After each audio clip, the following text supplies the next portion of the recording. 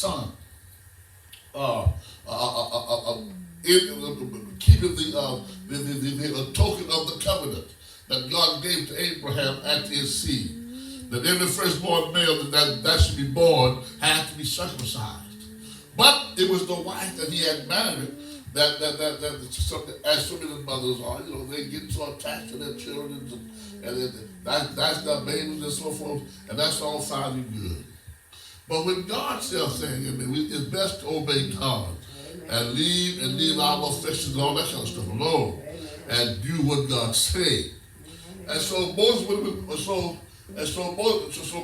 son, have to be circumcised by him being the firstborn, by him being a part of God's covenant and God's family.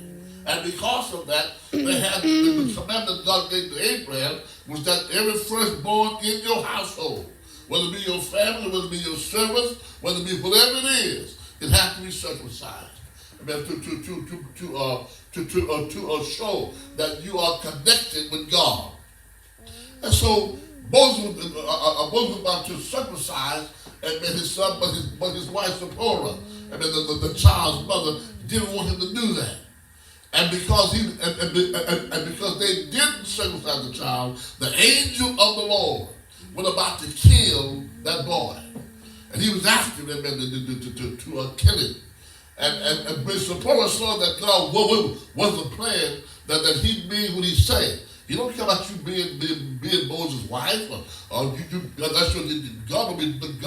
God will be. That will be none of that stuff. He's God and God all by himself. He mean what he said. It's best not to have no dealings with God at all than to have dealings with God and don't do what he said. And put anything that you put before God, God is gonna fight against that.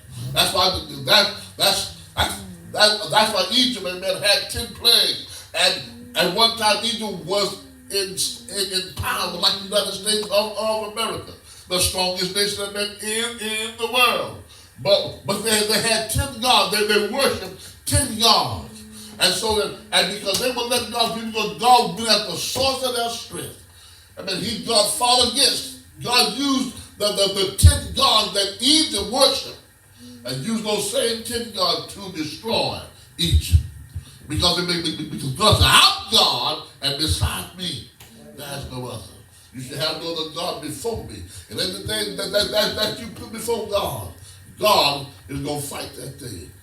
Don't ever forget that. Also, I'm going to give you this here for free. Anything that you compromise against God to keep, anything that you compromise against God to keep, that you're going to lose. Don't ever forget that. Anything that you compromise against God to keep, that you're going to lose. Don't ever forget that.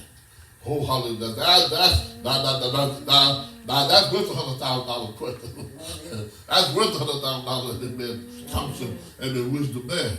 Glory to God. Don't ever forget that.